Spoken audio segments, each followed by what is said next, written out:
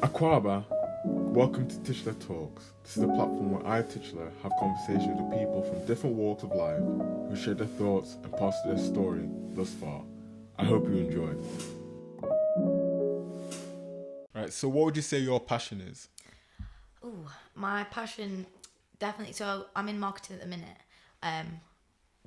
In career-wise passion, I think I'd like to make a really impactful campaign and be able to make lots of impactful campaigns, maybe on a fashion company or whatever. But my dream would be to be not famous, because I don't want to be famous. I'd just like to be on YouTube creating my own content again, because you can create your own campaigns really. Right. Yeah, I just would like to do something good in something creative. In the sense something creative, but I want to do a lot of good. If I became successful online at all, which I'd love it, because I'm online all the time. Yeah. I watch all these YouTubers and I spend so much of my time watching them. I'm just like, why do I just not do it? Yeah. Because I spend so much time on it anyway. But if I was one of them, I'd do so much good with my platform, and I know I would. Which is why I kind of Talking Twenties. I'm trying to do good with it, and when it hopefully gets a lot bigger, I will do so much good with it. And I've got all these. I'm such an ideas person. Right. This is why Talking Twenties even started. I have so many ideas all the time. Dragon's Den. At one point I was I'm going on there. I'm going on there before I'm 25. It's just I've got all these ideas, and I just want to. By the time I'm 50, I just want to make sure I've got no regrets that I didn't try them all out. So, just as long. So what's stopping you from starting that right now? YouTube is definitely just I don't know what content I would do, because I wouldn't relate. Well, I would obviously bring Talking Twenties into it, but it wouldn't be Talking Twenties YouTube. I'm just talking about having my own YouTube, just okay, what so I do. Yeah, okay. But at the minute I'm not doing anything fun, so it's no one was gonna watch it. But the thing is, the earlier you start, and Yeah. you just need to get content out, and then you just build yourself up, surely. Yeah, I think that's a confidence thing as well. A bit I'm just. Sometimes, You're scared of being judged. Yeah, definitely. And I need to stop that instantly. No one actually cares as much as you think they do. About things which is a good and a bad thing. So when you think someone is judging you, no one actually cares that much. It's funny because even when you say that, you can obviously say that, but then even inside you can say that, but then know that you still feel that way. Yeah, because I see there's one YouTuber called Olivia Neal, and I've been watching her a lot recently, and she's just 100% herself. She does not care what anyone thinks at all. She does embarrassing stuff. She's just 100% herself, and I'm just since I've been watching her, because she's only 19 and she's done so well, I'm just I'm not living my 100% self. But then that could also be that's another comparison, though, wouldn't you say? Yeah, again, yeah. That's but then true. It's also about looking at her, thinking, okay, she's doing that, and I want to do this, and more of her inspiring you instead of you comparing yourself to her. Yeah, it's definitely, she inspires me, but also, like you said, I am comparing myself, because sometimes I do sit and I'm she's 19 years old, she's got 500,000 followers on YouTube, she's just moved into her own flat in London, she's smashed it, and I'm sat I'm not in my dream career yet, how am I not? So I do compare, but also she is inspiring. So it's a bit of both. It's a bit unhealthy, but it's a bit healthy as well. How do you think you're gonna help yourself move out of that? That insecurity of you're not where you want to be, but you feel you're comparing yourself more.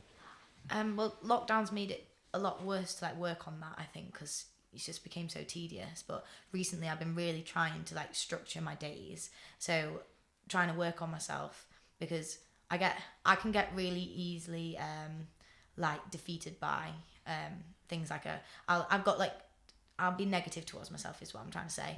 So with the Talking Twenties page, I can get a bit why is it not growing at all? Why is this post not done well? I can get really down about it. Which happens. It's real life. It does happen, and I just felt during lockdown it got even worse. I think for most people, it's not great for anyone's mental health. Yeah. But how did you deal with lockdown?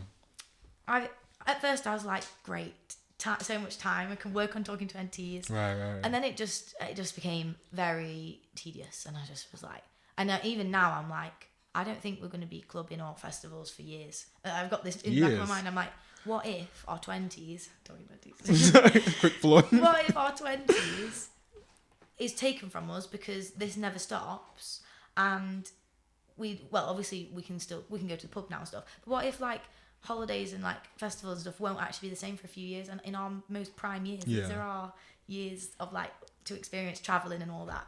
Obviously, I'm hoping that doesn't happen. Yeah. And that's just a major. That's the worst case scenario. But if that did happen, Talking 20s is going to have some content. But yeah, I'm trying to work on myself in the way of that. I'm structuring my days more because I have so much going on. This is such a problem with me. I have so much in my head. I'm like, I've got to do well at work to keep my contracts going. I've got to like maybe start looking for jobs that are more in an creative industry because I'll be happier there because I'm in the nuclear industry at the minute doing marketing. So it's a complete new industry for me. So it's a lot of things go over my head and I hate feeling like I'm literally just got my head above water. Yeah. So I want to move more into something that I know in the future, like creative, maybe like fashion, TV advertisement, anything like that. But because I've got so much going on in my head, job application, I went on a bit of a tangent then. Job applications, Talking 20s, like I want to start YouTube, just loads of things.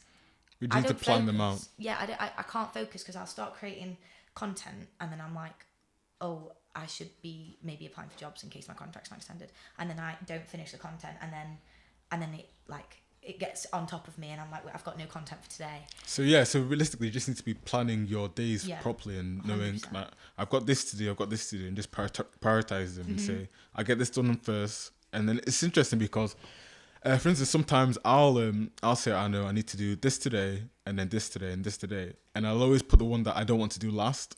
So even when I do the easiest things, I'm thinking, all right, I've done that, but I don't feel as accomplished. Yeah. Whereas if I do the hardest things first, like things are saying like you swallow the frog. Yeah. You swallow the frog first, then you already feel accomplished because you've done the hardest thing of the day. Are you quite like me then in the way that if like you can't really have a chill day, like I have to be productive to feel accomplished at the end of the day? I feel there's certain days where I know that I need to get things done. Yeah. And when I do them, I feel obviously accomplished. But then there'll be certain days where I've not done as much as I'd like to do. Yeah. So you think, I've just wasted this week and I'm not doing what I wanted to do. Yeah. Like I don't feel good if I've not been productive. Like even on like hangover days where you can kind of give yourself a break and just maybe chill and watch TV. Right. I have to do something. Like I feel like you've accomplished something at the end of the day.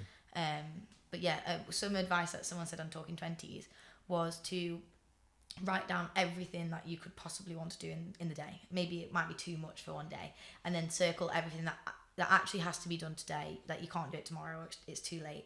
And then make sure you get those 3 done, and then whatever time first, and they get done first, and then you do the ones left that you can fit in the day.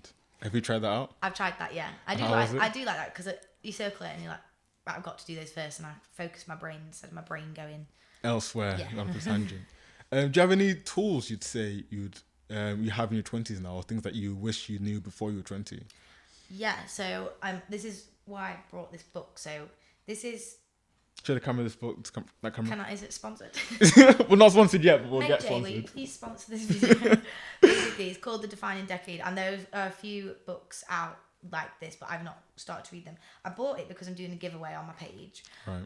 And then I thought, when it was sat there, I was like, I can't not read it, so I'm going to have to get the giveaway another one now, because I've been circling and I can't get it out anymore.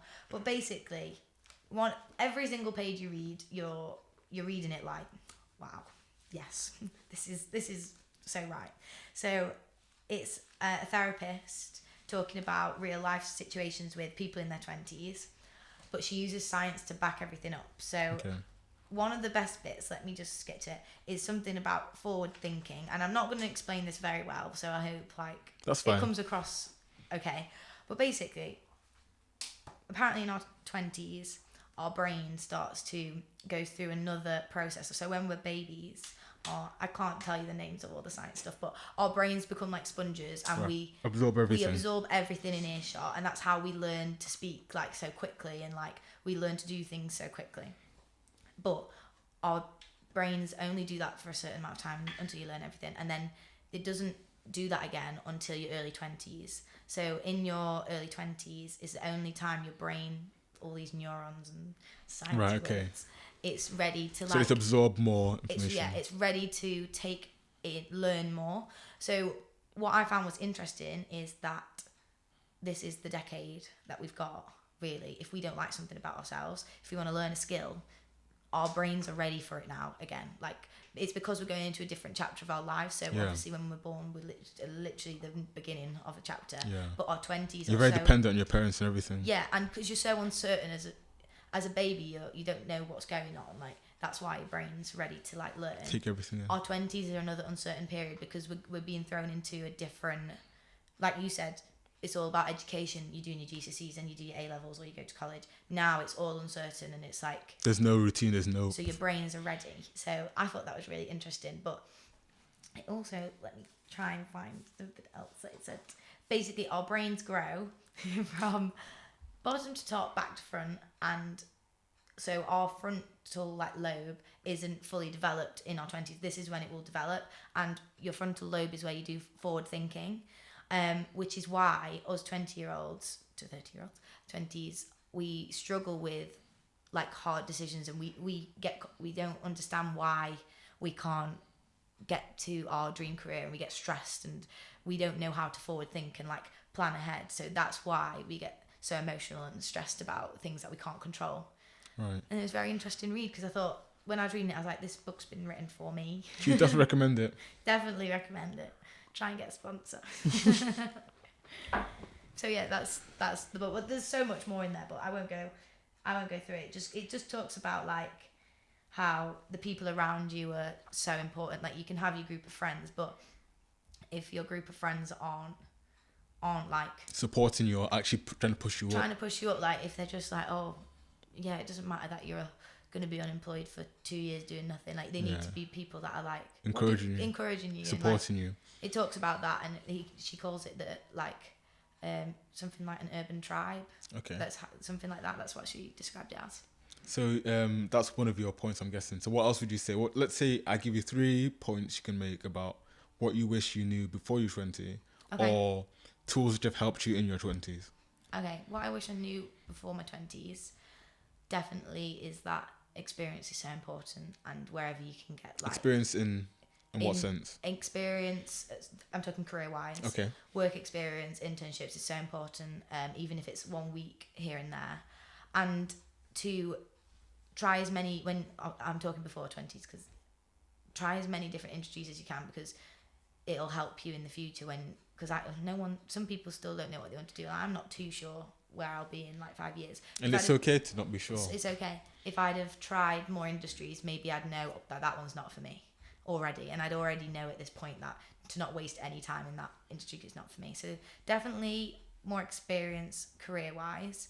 That your friends and family are the most important, like, people around you, like, to keep them close, because it's going to be like the biggest support network for you, because that's something that's massively helped me. I've never had to really worry about that. So, and then third one is something I'm not following at the minute, to keep fit in, because it's so good for your mind, like not necessarily for the aesthetic and like the physical appearance, just for your mind, like because your 20s are stressful, and they're going to be periods that you're going to hate, and like things are not going to go your way. If you already know that going to the gym and running on the treadmill for 20 minutes clears your mind, which it just so does, it's literally like the best medicine, then you know how to get yourself out of a situation, which is forward thinking. Like, you're going to be stressed this week, so fit in the gym. Because so you think that's definitely helped you with your mental health? Yeah, definitely. Like, I never think at the time, if I'm in like a low place, like I'm like,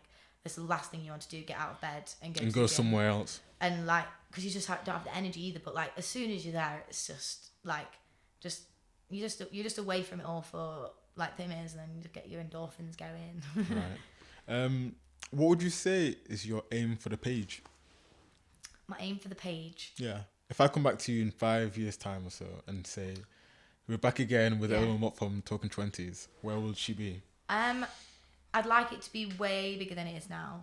It's growing really slowly, to be honest, at the minute. So when you said the challenges earlier, it's like, it's growing so slowly for all the time. It's interesting, before I'll stop you there, but it's interesting because you may think that you're not growing, but you're actually doing fairly well. You're doing, I think it's because... I think, for instance, I was even looking at it earlier on. it's over 1,000. I think it's like 1,600 or something. Yeah.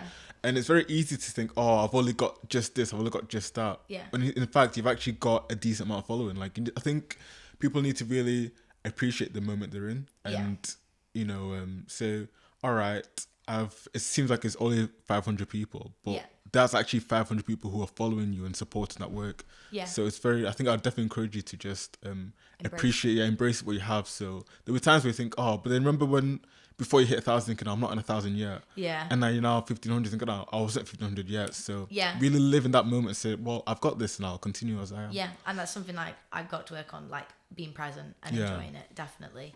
But So 5 years time. 5 years time. I mean, I'd love to be at like, this is aiming high. Aim high. I'd like to be at like 50,000 followers on the page. Because at least a mil, surely. Oh yeah. Yeah, go on, yeah.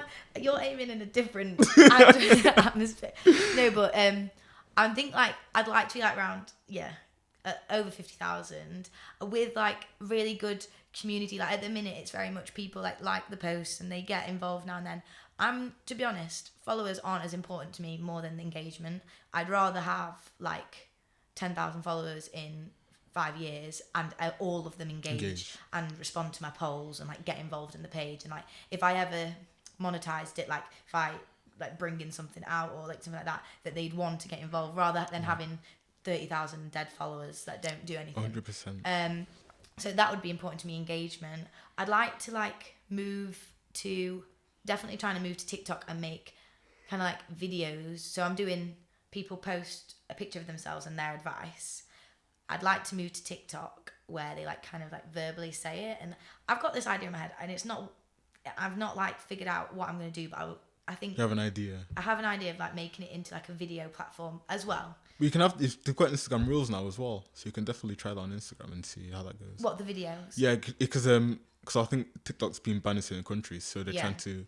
Instagram now got Instagram Reels, which is basically the same as TikTok, but just shorter versions as well. Yeah, and so just kind of like expanding in that way. So that's what I'd want for Talking 20s, I think. What I've noticed about Talking 20s is I've not seen a single guy. There is one.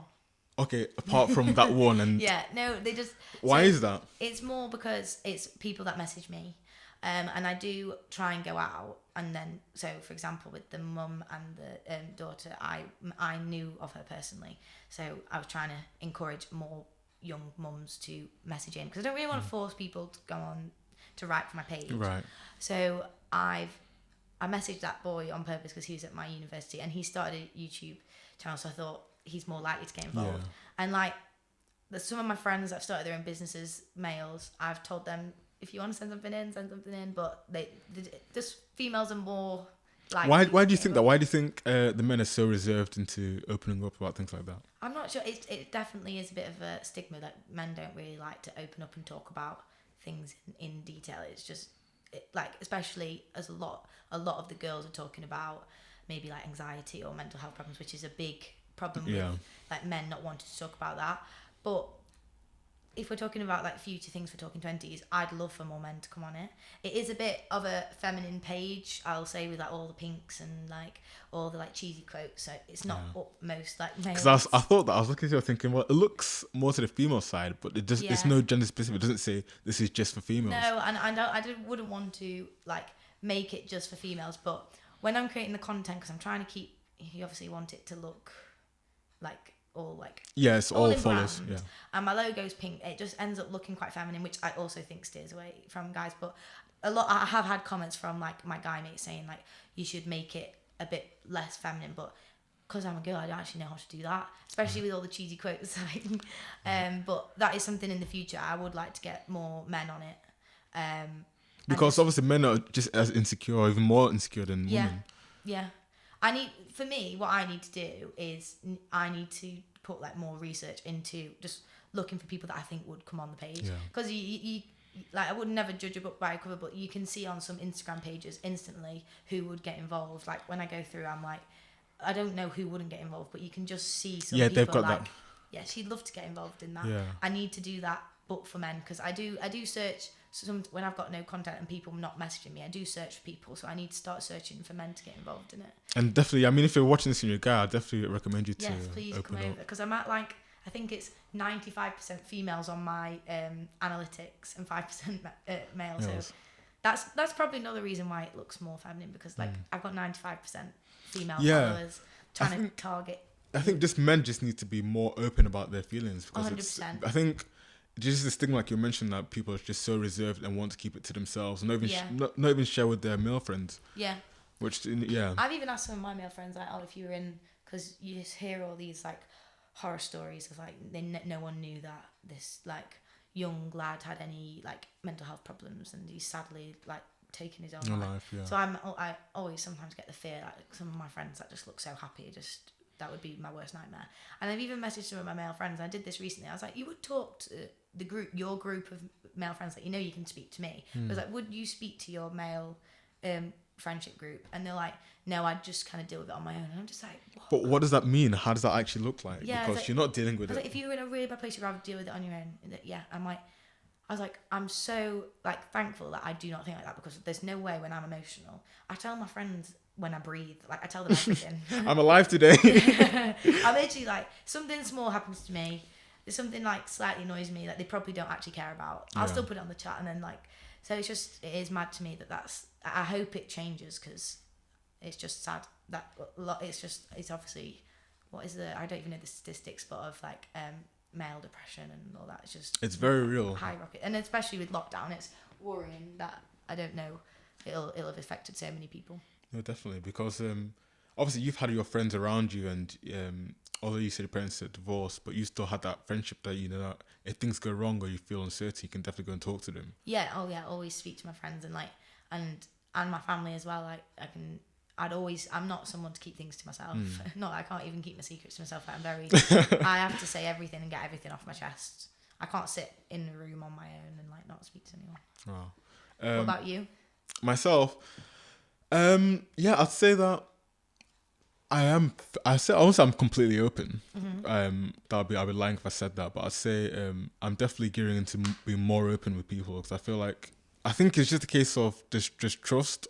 Because you can have friends, but there's some friends that you've had for 10 years or friends you had for a couple of months, but you end up trusting the ones who've only been a couple of months sometimes. Yeah, time. So it's not really about So if you were in a bad place, you would message. 100%. Yeah. I think it's not healthy to be just keeping things by yourself. Yeah. I think I don't think it's necessarily like the more people you speak to, but the more trustworthy people you speak to who can actually advise you and help you, open up and talk about things. Yeah. As soon as you, like, what's that quote? Like, a problem shared is a problem halved. I was literally texting somebody who the other day about it, and he literally said the exact same thing, because he was going through something himself. And, it is. It's as soon as you get it off your chest, you're like, you feel so much better. Yeah. Something that you've like overthought in your head, and then you tell someone, and you're just like, oh, it's actually not that big a deal, or something. Yeah. It's just such good therapy. I think it's also the friend's job, I'd say, as well, to if you know someone who's going through things, you can definitely send them a message instead of saying, oh,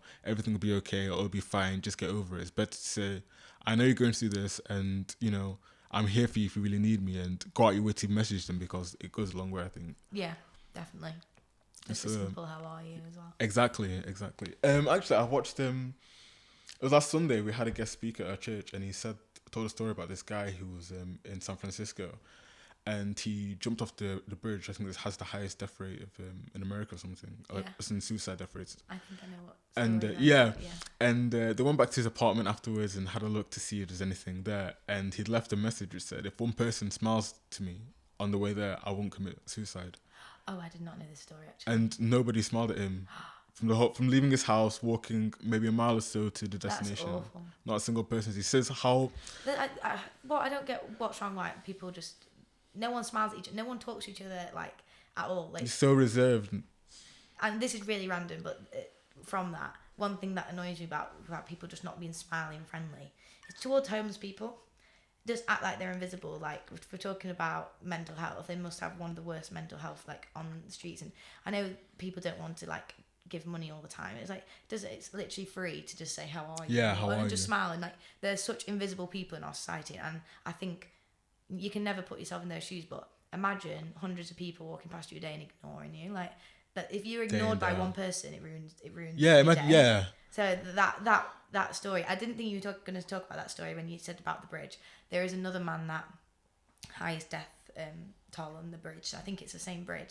He jumped off, but he survived it, and he's like a motivational speaker these days, just talking about like how he's so glad like he didn't die, and he's like an advocate for like speaking out for men's mental health and stuff. So I thought you were going to say that, but I've never heard that story. That's really sad. It's weird because like you said about the homeless people, they're real people as well. Yeah. They have real feelings just like you and I. The only difference is we are more well off than them, and we don't know their stories. Yeah, you don't know their stories, and everyone just assumes like it's drugs. When like it's alcohol. Most of the time, it's domestic abuse. Like it's and they've left the situation, and it just the stigma where everyone goes, oh, don't give them money, they're just going to spend it on drugs. I just think if you were sleeping on the cold, wet streets every night, you probably want drugs. That's what I think. I'm just like, if you're sleeping on concrete floor and like everyone's ignoring you and like, who cares what they spend it on? And like just if they need money, they're most likely going to spend it on food. But like in my opinion, I don't think it's anyone's business what they spend it on until they're given the opportunity to have a house and not sleep. Especially in winter. I hate winter just for those reasons. So that's been episode 3 of Tikyiile Talks with Elle Wilmot. Thank you for having me. I've had such a good time. Thank you so much for being here, and that's been it. Thank you so much. Bye.